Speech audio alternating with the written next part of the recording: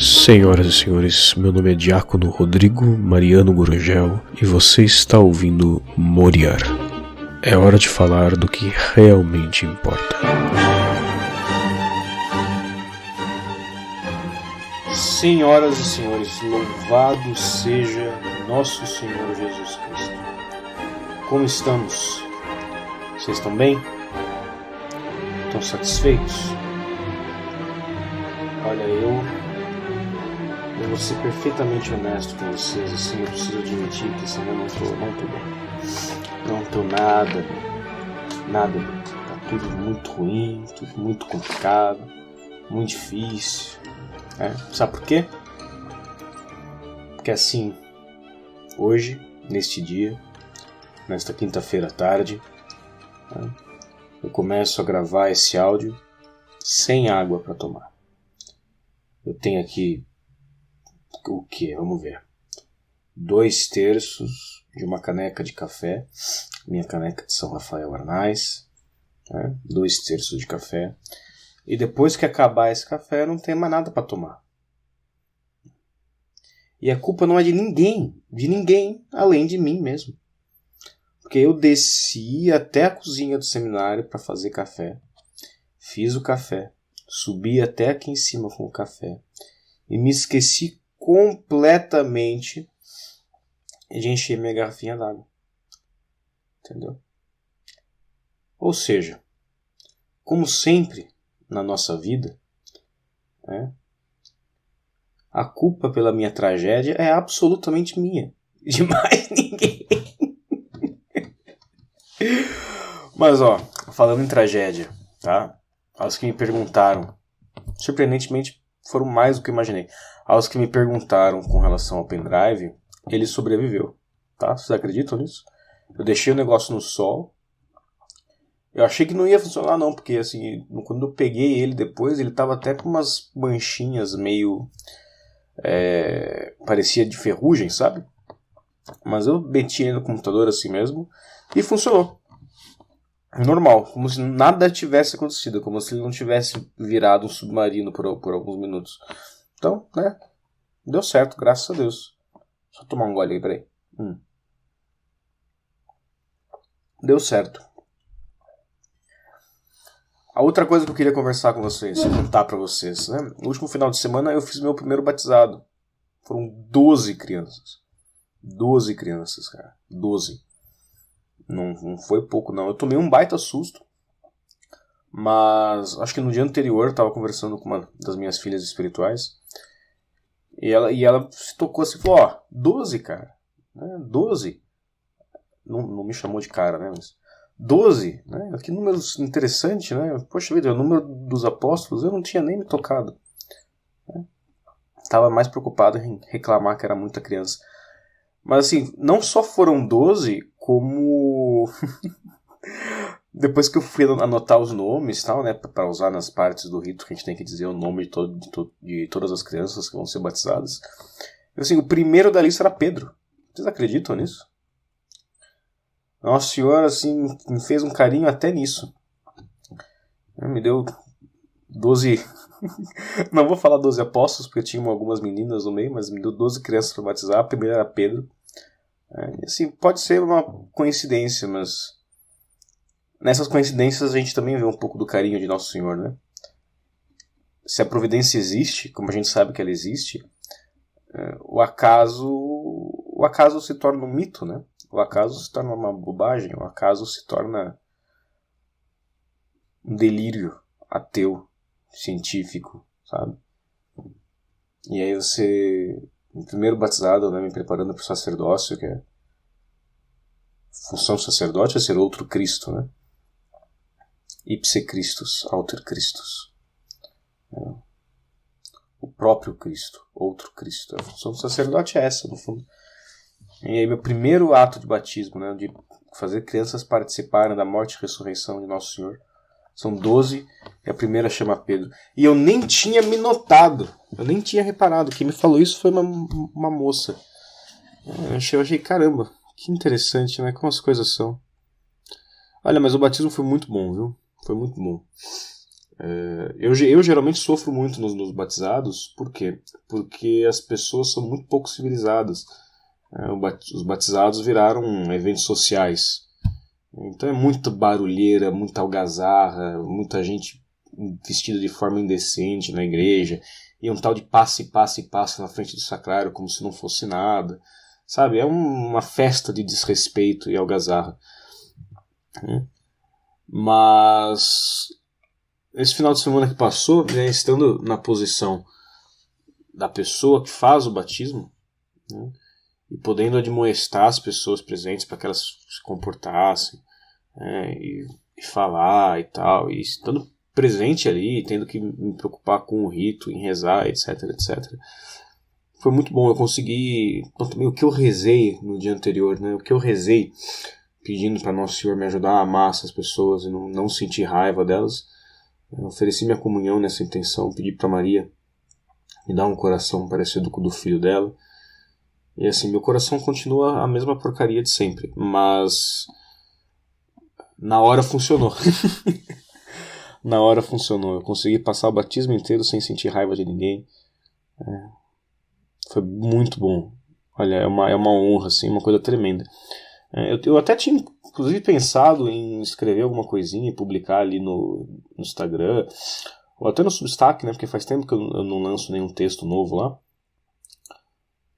Mas eu não fiz. Eu tô contando pra vocês agora só. Quem assistir isso aqui assistiu. Quem não assistir, não assistiu, não vai ficar sabendo. Tá? Mas por enquanto, vai saber. Então, o pendrive funcionou, o batizado foi legal. Ah, sim! Na semana que vem, a próxima quarta-feira, tá? Nós vamos ter então a primeira aula. Tivemos a primeira aula sobre os pecados capitais, tá? Que foi aquela aula aberta. Tá bom? Que tá salva ali no Instagram, qualquer um pode assistir. Então, na próxima quarta, vamos ter aí a primeira aula dando sequência a essa, ou seja, a segunda aula sobre os pecados capitais. Essa segunda aula não será mais aberta, tá? Vai ser só para os apoiadores, né? E, como sempre, transmitida ao vivo pelo YouTube, e depois fica salva na playlist das aulas. Tá bom? Se você tem interesse em assistir essa aula, né, em assistir as outras aulas, né, se você confia no meu trabalho, se você quer apoiar o que eu faço, ajudar o meu apostolado, você pode apoiar com qualquer valor, né, a partir de R$1 mensal, em http://apoia.se/moriar. Tá? O link também está na descrição do vídeo, do áudio, independentemente de onde você estiver assistindo isso. Você entra lá e você pode me apoiar a partir de R$1. E com isso você tem acesso a todo o conteúdo privado, por assim dizer. Você tem acesso a todas as aulas que eu já dei, você tem acesso à comunidade no Telegram, tudo. Tá bom? Então, http://apoia.se/moriar. Então, pendrive, batismo, aula da semana que vem, nós vamos falar sobre o orgulho. Vamos começar a falar sobre o primeiro, o príncipe dos pecados, a raiz de todo mal, que é o orgulho. Vamos começar a falar dele na próxima aula. E creio que seja isso. Então eu vou tomar um gole de café, a gente vai rezar. Porque, inclusive, não sei se vocês sabem, eu fui censurado semana passada. Porque o Senhor avisou que tomou a água depois de tomar a água, mas tem que avisar antes. Vocês acreditam nisso? O nível de abuso das pessoas que escutam esse podcast. Intimidade é um problema, Mas, piadas à parte, vamos lá. Pelo sinal da Santa Cruz, livrai-nos Deus, nosso Senhor, de nossos inimigos. Em nome do Pai, do Filho e do Espírito Santo. Amém. Inspirai, Senhor, as nossas ações e ajudai-nos a realizá-las, para que em vós comece e para vós termine tudo aquilo que fizermos. Por Cristo, Senhor nosso. Amém. Santa Maria, esperança nossa, sede da sabedoria, rogai por nós. São Rafael Arnaiz, rogai por nós. São Leopoldo Mandic, rogai por nós. Em nome do Pai, do Filho e do Espírito Santo. Amém. Bene, vamos continuar hoje então a conversa que nós já estamos tendo ali, vai fazer 2 semanas, né? Essa aqui é a terceira. Na primeira semana nós conversamos sobre o tal do demônio da distração, a partir daquele texto do Wolfgang Schmidt. Semana passada eu apresentei algumas ideias de soluções para o problema da dispersão crônica, né? Para o problema desta incapacidade de atenção e dessa tendência que nós temos, uma tendência, é uma doença, né? Uma doença espiritual, cultural, por assim dizer, uma epidemia, do que? De estar sempre tentando alimentar a nossa consciência com cheetos, né? Alimentar a nossa consciência com pastel de vento, né? Alimentar a nossa consciência com coisas, com fast food mental, com coisas que não nos alimentam, mas que dão essa falsa sensação de saciedade, né? Que vão nos inchando sem nos alimentar, né? E que na verdade vão prejudicando a nossa cabeça, prejudicando a nossa capacidade de conhecer a Deus, prejudicando a nossa capacidade de pensar, prejudicando a nossa consciência, né? Essas coisas que vão, na verdade, ainda que não sejam pecado em si mesmas, são coisas que vão nos apontando para o pecado e nos afastando de Deus.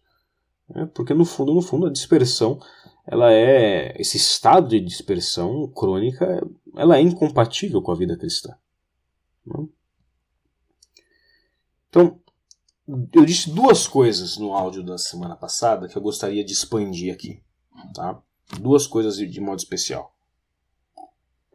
A primeira é a questão da atenção, né? Do cultivo da atenção, né?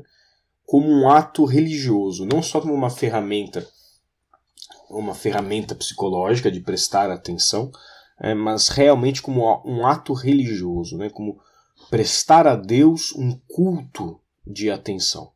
Tá? E a outra, conectada com isso, né?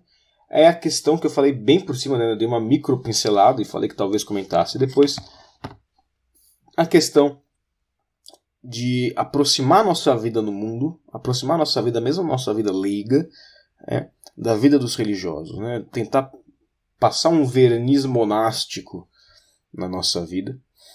Não, essa expressão não é boa, porque passar um verniz é uma coisa exterior, né? Não, mas realmente transformar a nossa vida no mundo, numa vida que tenha elementos monásticos, que apontem para a vida monástica, né? Que é uma coisa que eu creio que seja para todos, tá? E benéfica para todos, se soubermos fazer, se fizermos isso de forma apropriada. Tá? Mas enfim, vamos então começar por essa questão do culto de atenção. Tá?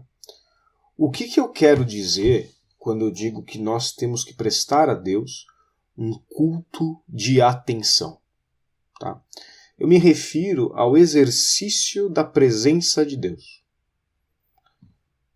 Quem aqui já é católico há algum tempo, né? Quem aqui já tem mais contato com literatura espiritual católica, ou enfim, né? Quem já fez direção espiritual, qualquer coisa assim, sem dúvida já ouviu falar nisso da presença de Deus. Quem já leu sobre teologia espiritual, mais ainda, né? E isso é exatamente o que está escrito, o que diz o nome, né? É você estar consciente da presença de Deus. É você estar na presença de Deus. Você estar atento ao fato, né? Ao fato certo, ao fato concretíssimo, né? Que Deus está presente. Que independentemente de onde você esteja, independentemente do que você estiver fazendo, Deus está ali. Deus está presente. É aquilo que diz o Salmo, né? O Salmo 38, que ele diz: aonde eu irei que eu me furte ao teu espírito? Ou seja, aonde eu posso ir que eu me tirarei da presença de Deus? Ou para onde eu fugirei que não esteja diante da tua face? Se eu subir ao céu, tu lá estás. Se eu descer ao inferno, lá te acho presente. Se eu de madrugada tomar as minhas asas e for habitar lá nas extremidades do mar, a tua mão será a que lá me conduza, e a tua destra a que lá me sustenta.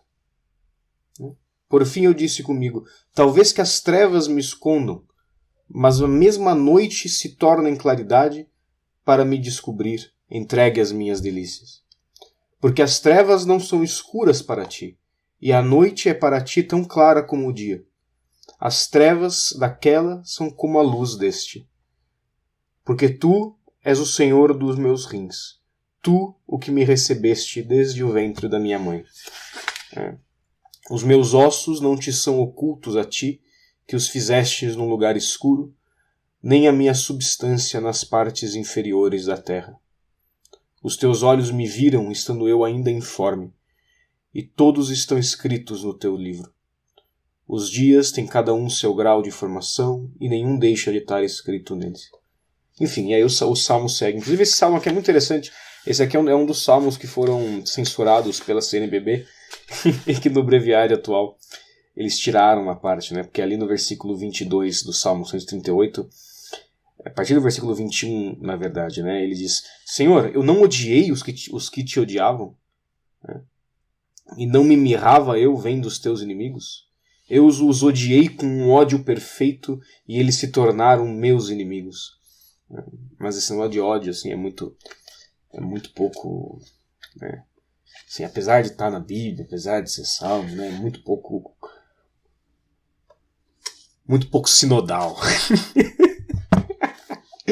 Tá, mas enfim, né, deixando as provocações polêmicas de lado, nós estamos sempre diante de Deus.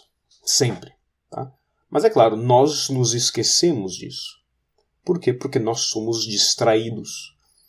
Nós nos esquecemos de que Deus ele é realmente onipresente, que Ele está em todas as partes e a cada instante. Nós nos esquecemos que a nossa existência, não estou falando de vida, que a vida é física, né?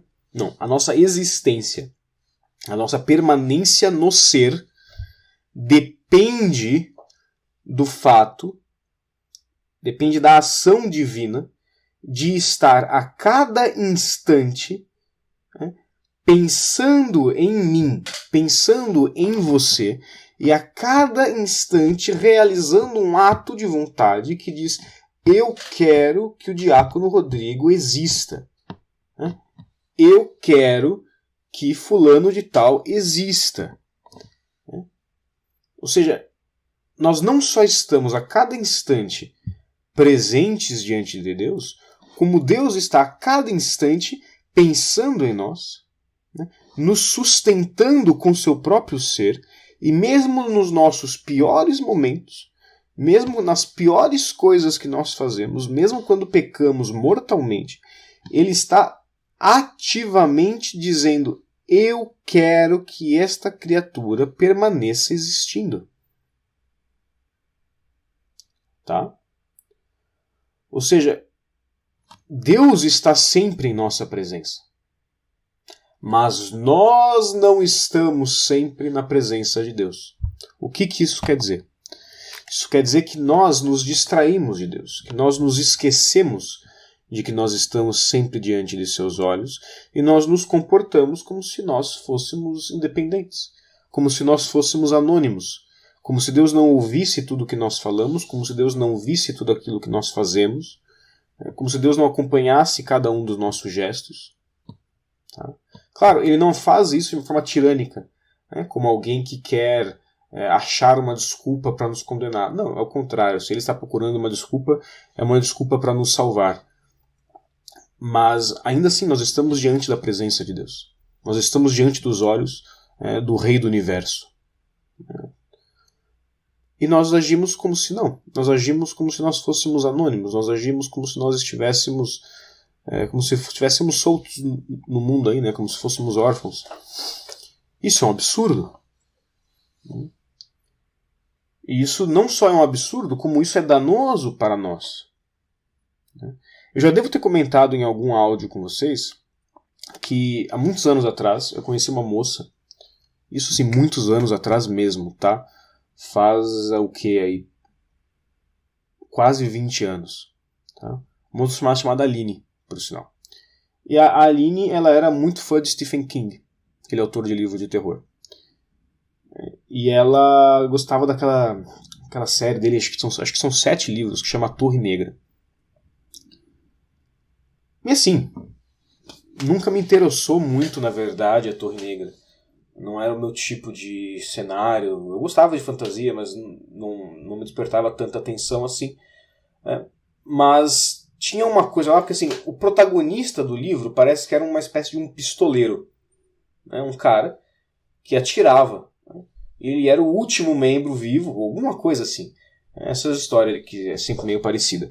Ele era o último membro vivo, né, de uma gangue, de uma guilda, não de uma gangue, de uma guilda de pistoleiros.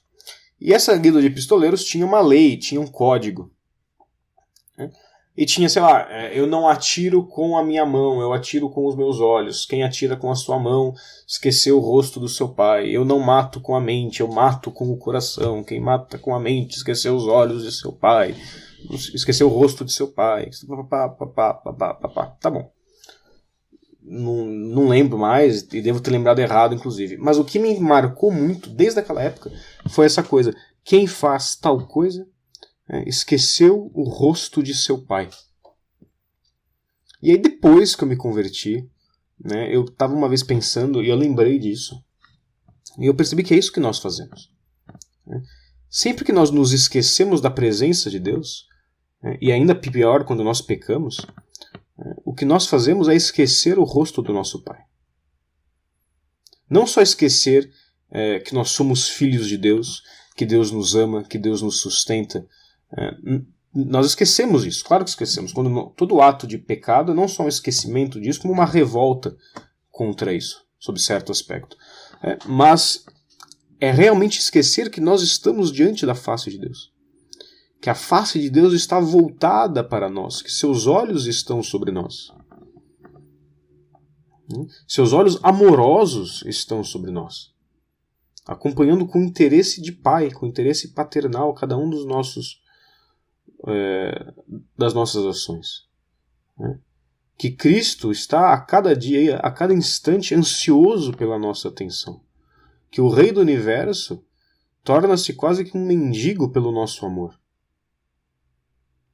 E que nós temos a cara de pau, a ousadia diabólica, de escolher outra coisa ao invés dele, de nos distrair com bobagens temporais, com bobagens mundanas, e nos esquecer dele.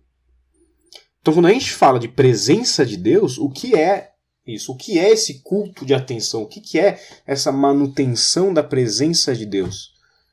É se esforçar para lembrar a cada instante de que você está na presença de Deus e de que Deus está na tua presença.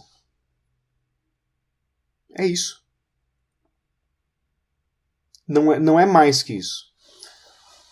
Parece simples, mas não é. É uma coisa muito difícil. E eu diria mais, eu diria que a busca determinada e radical, por isso, só por isso, por estar o tempo inteiro na presença de Deus, de forma reta e total, e consciente e atenta, só isso é um processo. Se você se dedicar a sua vida inteira só a fazer isso e a mais nada, tá? Você será santo. Porque isso é uma luta tremenda. Porque tudo que há de desordenado em ti, e tudo que há de desordenado fora de ti, ou seja, os 3 inimigos do homem, a carne, o mundo e o demônio, estão o tempo inteiro querendo que nós nos esqueçamos da presença de Deus.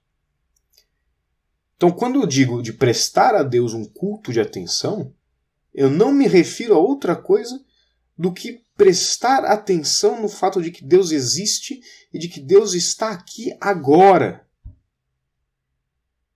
De que tudo que eu faço diante dele. Então, quando eu dizia no áudio da semana passada que nós temos que estar presentes nas coisas que nós fazemos e que nós temos que não fazer as coisas de forma automática, nós temos que recusar esse automatismo animal e que nós temos que, sei lá, dar banho no cachorro, atender o pai de aluno chato, cuidar do paciente chato, estudar o livro chato, as coisas boas e as coisas ruins, nós temos que fazê-las estando totalmente presentes ali, tá? Eu não estou me referindo a um truque psicológico. Eu não estou me referindo ao ditado pagão, né, que antecede a Cristo, do age quod agis, ou seja, faz o que fazes, está presente no que fazes. Não, isso é bom e isso é verdade, mas nós temos que pegar estas coisas, nós temos que batizar elas. Então o que eu estou dizendo de verdade é o quê? Esteja consciente da presença de Deus e faça tudo aquilo que você precisa fazer consciente da presença de Deus. Ou seja, faça as coisas boas e ruins diante dos olhos de Deus. Para Deus. Isso eu falei na semana passada. Mas assim, isso é praticamente impossível. Tá? Sozinhos. É praticamente impossível se nós tentarmos fazer isso somente com esforços humanos, somente com esforços mundanos. Se nós tentarmos fazer isso com as nossas próprias forças, nós sem dúvida nenhuma falharemos. Daí que vem o quê? Daí que vem, por exemplo,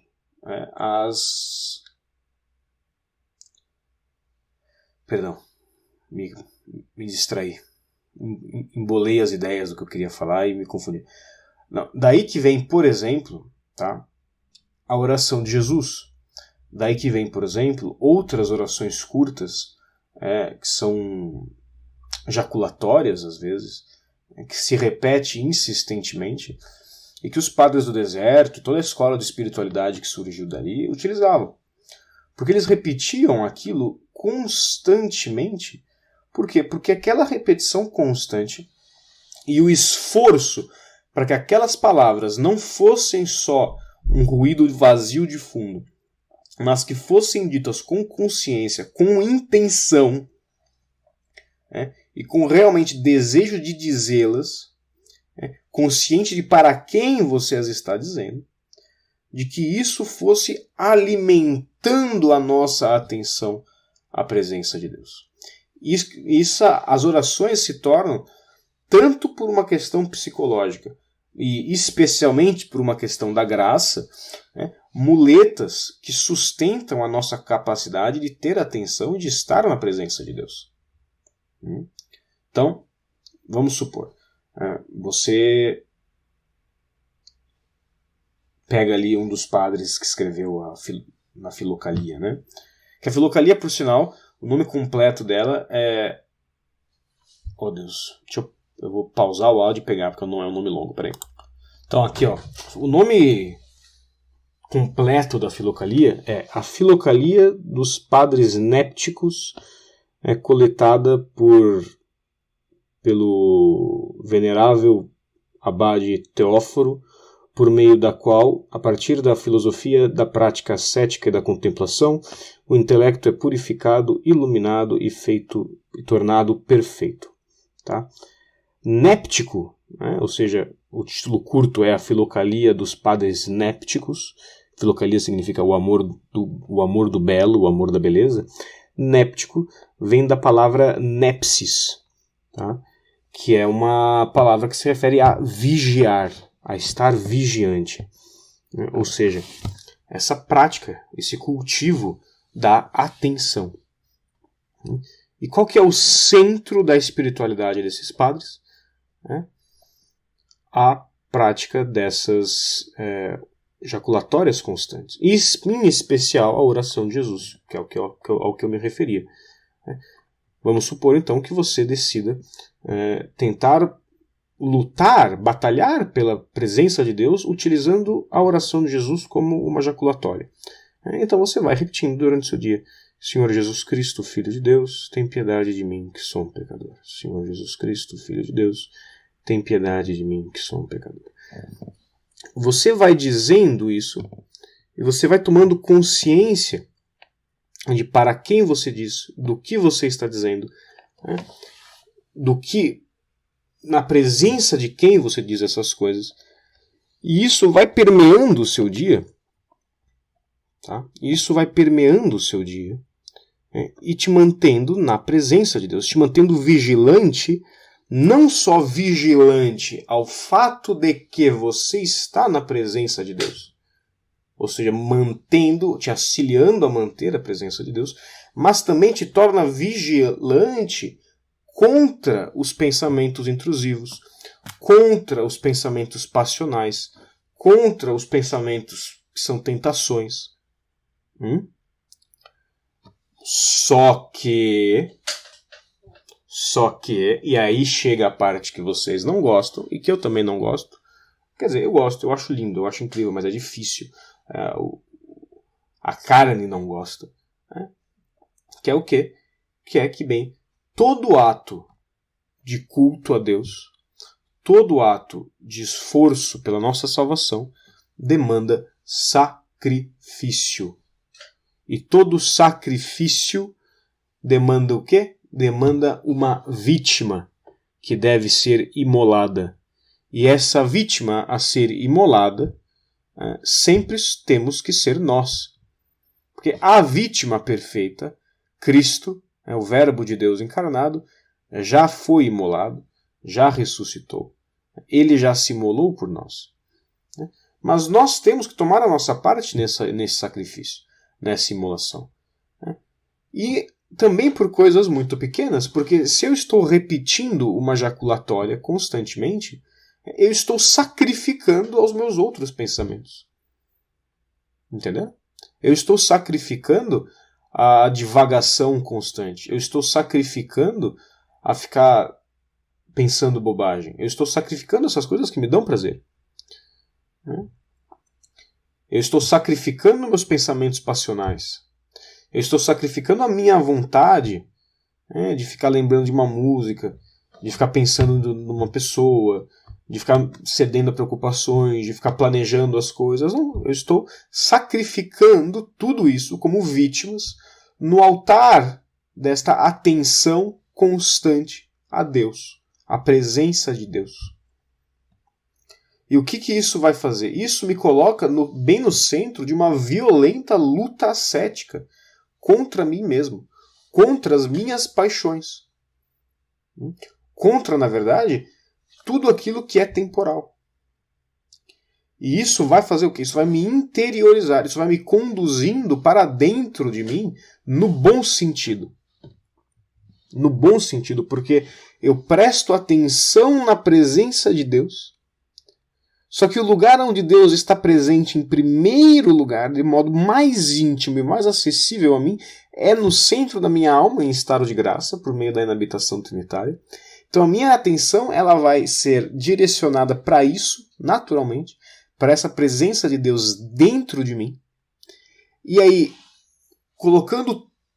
fechando as portas do meu coração, fechando as portas da minha consciência, e prestando atenção somente nesta presença de Deus dentro de mim, aí o que acontece?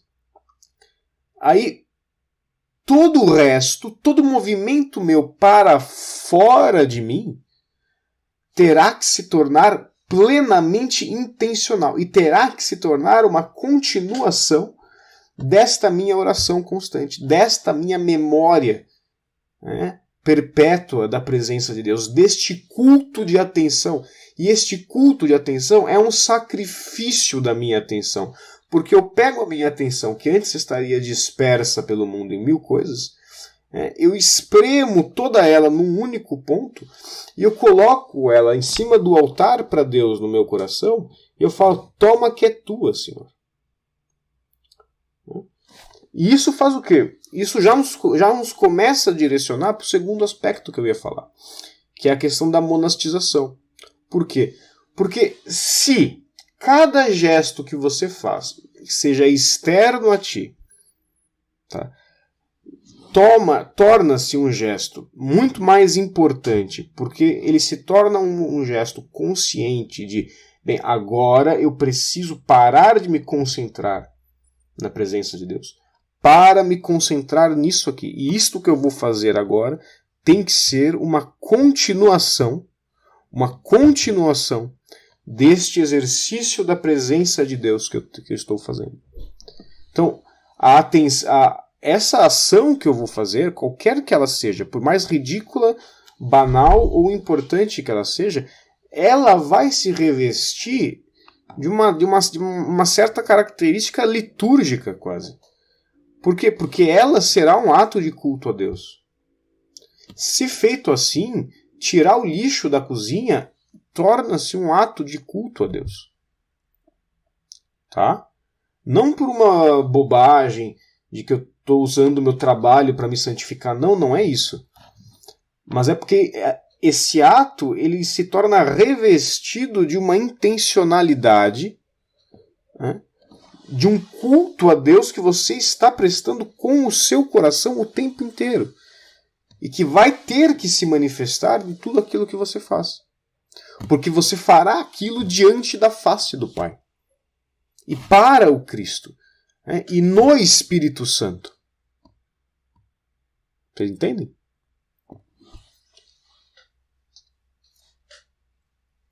Parece complicado, mas não é.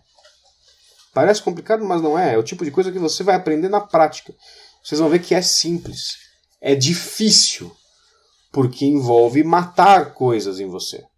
É difícil, mas é simples.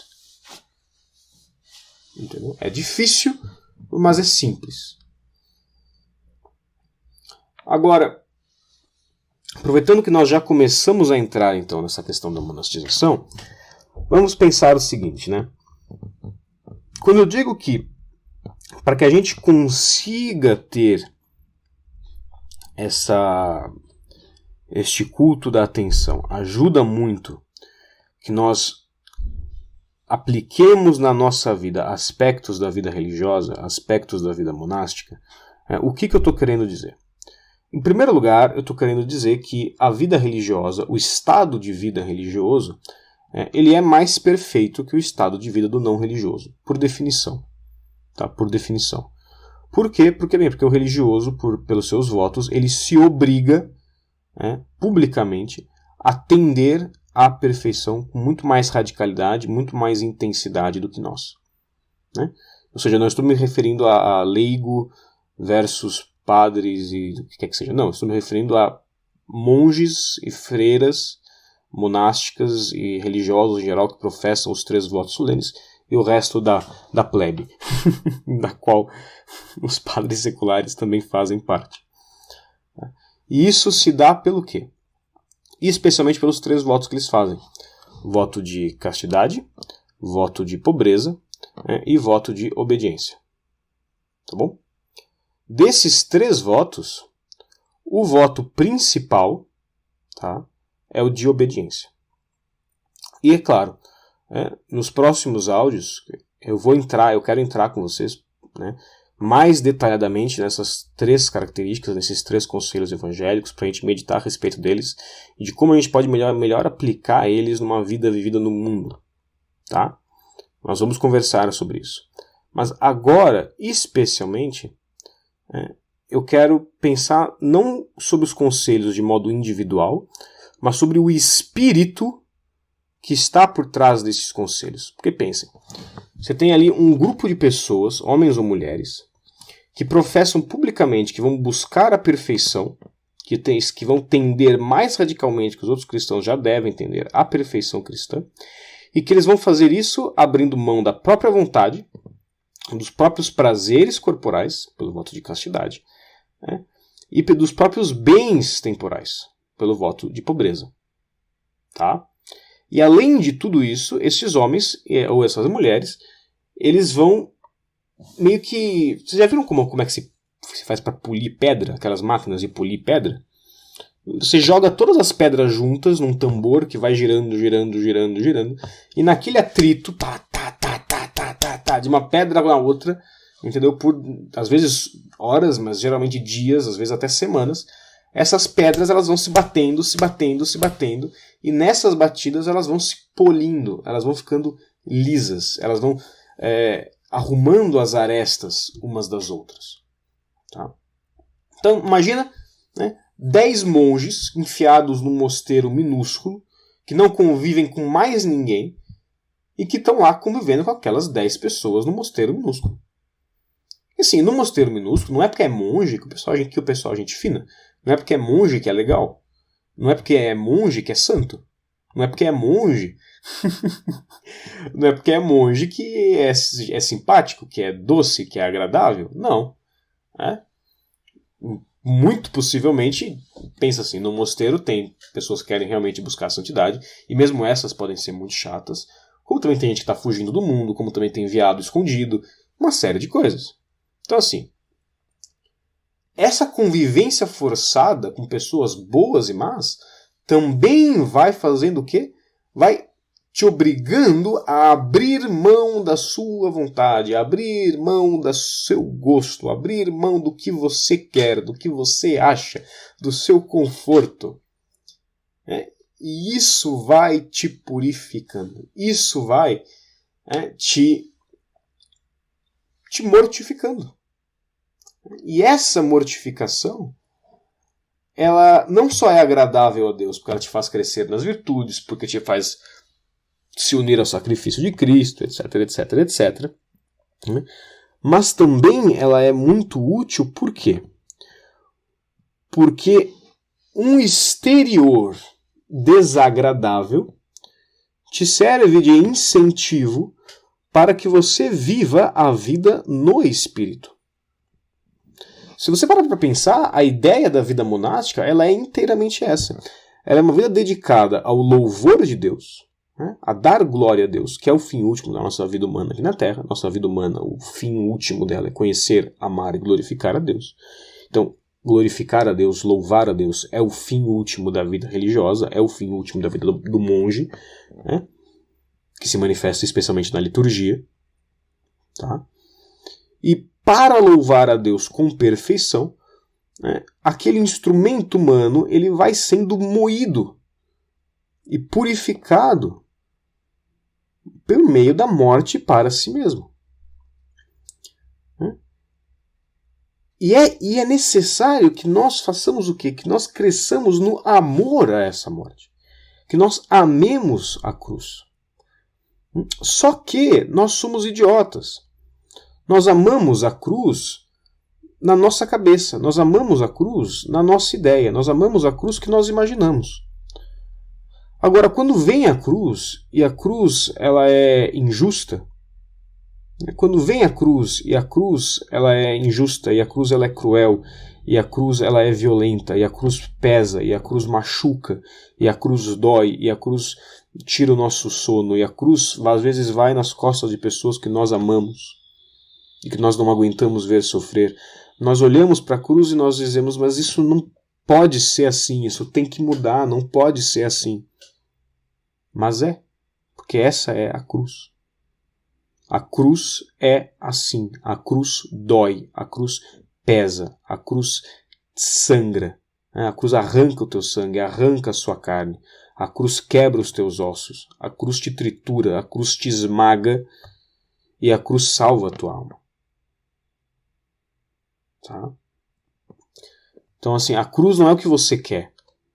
A cruz é em grande parte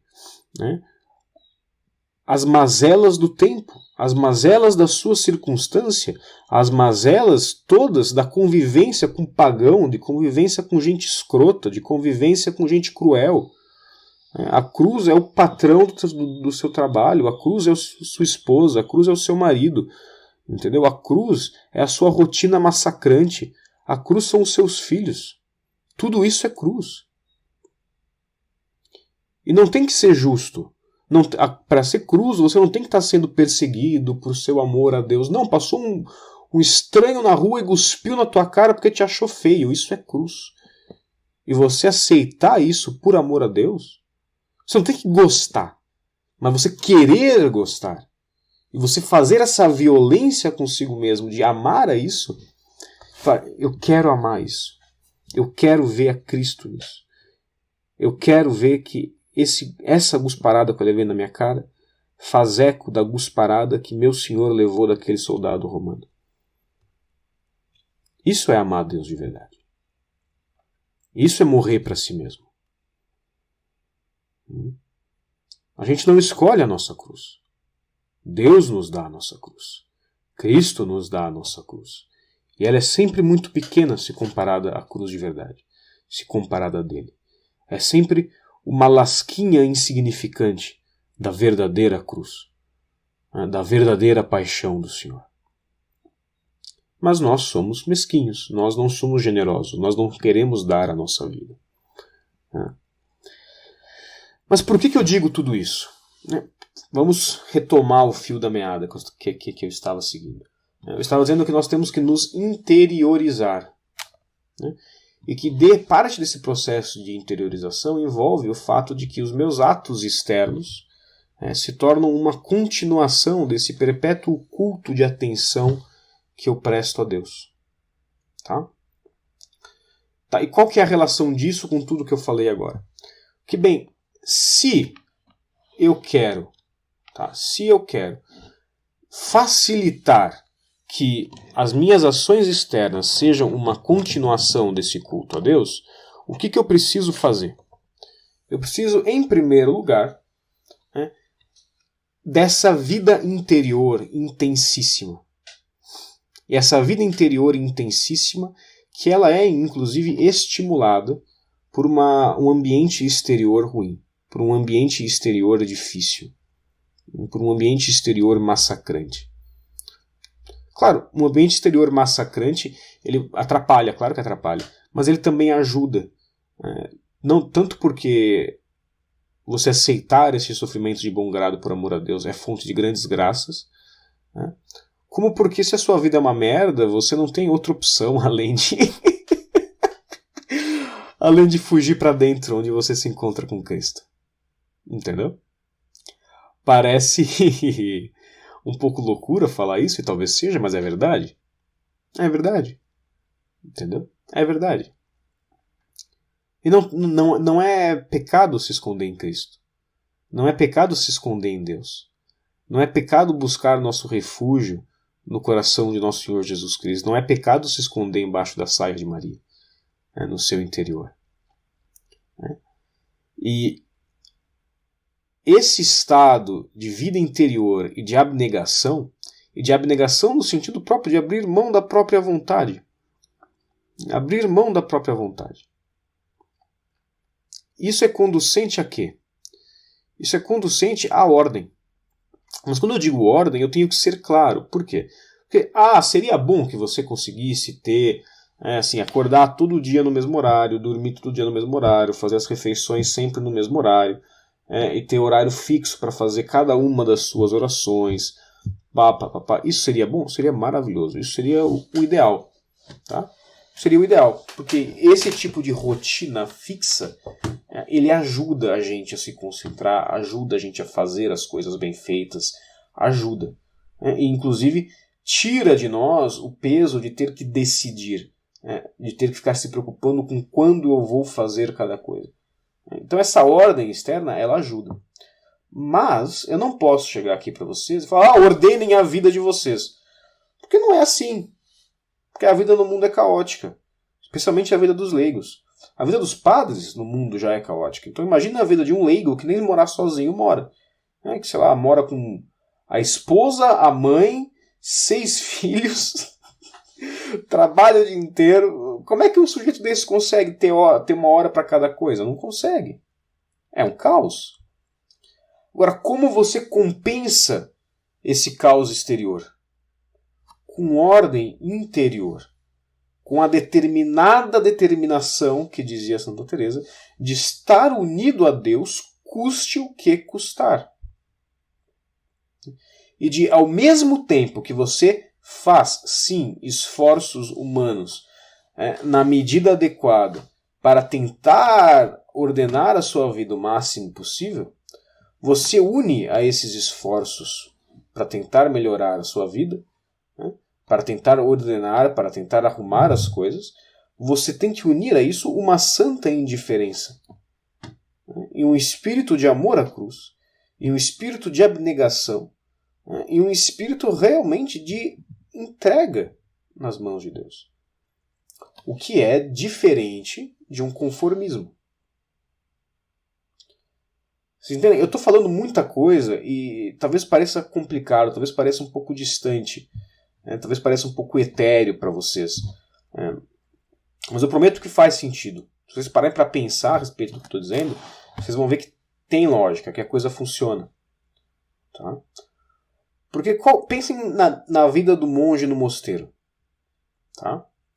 Ele tem que obedecer, ele não tem nada que é dele, e ele está tentando se mortificar em tudo, todos os prazeres sensíveis, e dar glória a Deus em todas as ações dele. E é isso que nós temos que fazer. O caminho é esse. O caminho é amar a Deus sobre todas as coisas e tentar morrer em vida, por amor a Deus. E fazer com que cada uma das nossas ações se torne um ato de glória e de louvor a Deus. É isso. Tá? É isso. Então, Rodrigo, mas putz, por onde que eu começo? O que que eu faço? Eu não sei. É tudo tão difícil. Oh, meu Deus, ó dor, ó vida, ó desespero. Oh, não. Nada faz sentido. Não há salvação possível. A minha vida é uma desgraça. Eu nunca vou ser santo. Pobre de mim, pobre de mim. Calma. Calma, tá? Por onde você começa? Primeiro, tenta rezar constantemente. Lute por esse exercício da presença de Deus. Lute por isso. Tá? É difícil, mas é simples. É fácil de fazer. É fácil de começar. Comece e não pare mais. Lute pela presença constante de Deus. Lute por, a partir disso, ordenar a sua vida. E ordenar a sua vida de que maneira? Cumprindo as suas obrigações. E na medida em que estiver dentro das suas capacidades, fazer sempre o que precisa ser feito. Por amor a Deus. Claro, o caos externo é o caos externo, você precisa lidar com ele, você precisa lidar com ele. Então, esteja aberto a ser frustrado, a se frustrar. E veja nessa frustração das tuas expectativas, nessa frustração dos teus planos, nessa frustração da sua vontade, um ato de amor de Deus, que te ensina a se entregar a Ele, que te ensina a abrir mão da sua própria vontade, que te ensina a fazer não o que você quer fazer, mas o que Ele te pede a cada instante. E se você estiver realmente atento à presença dEle, isso se torna mais fácil. Não se torna gostoso, continua sendo horrível, mas se torna mais fácil. Se torna mais fácil. E faça um compromisso consigo mesmo. Um compromisso consigo mesmo. Não estou falando de compromisso com Deus, porque fazer uma promessa dessa é uma coisa séria. Mas faça um compromisso consigo mesmo diante de Deus. Compromisso de nunca mais reclamar. De não reclamar. Por pior que seja a situação, por mais frustrado que você esteja, por mais cansado, por mais que você esteja assim louco para fazer, para cumprir um plano de vida, para fazer tudo o que você precisa fazer, entendeu? Para fazer suas orações, fazer suas leituras, e assim, você não conseguiu fazer nada, você realmente quis, você não conseguiu fazer nada, você se sente assim, quase desesperado de tão frustrado, porque tudo ao redor parece que está tramando contra a sua vida espiritual, está tramando contra o seu amor. Não reclame. Porque as coisas só acontecem se Deus permite. Claro, às vezes as coisas acontecem por culpa nossa. E a gente quer botar a culpa em Deus. Não, aconteceu assim porque Deus quis. Tudo bem. Mas mesmo que seja por culpa nossa, aquelas consequências só chegam até nós porque Deus permite. E se Deus permite, tem algo bom a ser tirado daquilo ali. Você pode não enxergar, você pode não ver, você pode não entender, mas você não é ninguém para ter que enxergar, para ter que ver, para ter que entender. Não. Resignação. Faça-se em mim segundo a vossa palavra, Senhor. E eu encerro esse áudio dizendo o quê? Dizendo que no fundo do nosso coração, nesse altar do nosso coração, nessa cela do nosso coração, onde nós temos que morar, onde tem que estar o nosso verdadeiro lar, onde tem que estar a nossa mente em primeiro lugar, nessa cela do nosso coração, separada de tudo aquilo que é sensível, de tudo aquilo que é temporal, e focada somente na presença de Deus, no amor de Deus, nas coisas espirituais, tá? Aí ninguém chega. Ninguém chega aí. Claro, talvez você tenha um diretor espiritual, né, e você tente dar a ele acesso a isso, a esse lugar secreto do seu coração. Isso é bonito, isso é louvável. Mas ninguém entra aí sem você querer. Entendeu? Ninguém entra aí sem você querer. Ninguém mora na cela do seu coração sem você deixar. Então ninguém entra aí, ninguém entra e te perturba e te afasta de Deus. Se as coisas entram na tua alma, se as coisas te perturbam, se as coisas te distraem de Deus, é porque você deixa. É porque você ainda está vivendo no exterior e não no interior. É porque você ainda vive a vida da carne e não a vida do Espírito. Se as coisas ainda te perturbam e te perturbando te distraem de Deus e te conduzem à dispersão, a culpa não é das coisas, a culpa é sua, porque você deixa. Quem abre as portas da cela do seu coração para deixar o mundo entrar é você. O mundo não arromba o teu coração. Ele não tem essa capacidade. O mundo só entra onde a porta está destrancada. Então a minha pergunta para vocês essa semana é essa. Quem tem a chave do seu coração? E se você deixa a porta do seu coração aberta e você permite que o mundo entre, que o mundo te perturbe, por que você faz isso? E até quando você vai permitir que uma pilha de estrume, que é a vida dessa terra, te afaste, né, e te distraia do reino dos céus dentro de ti?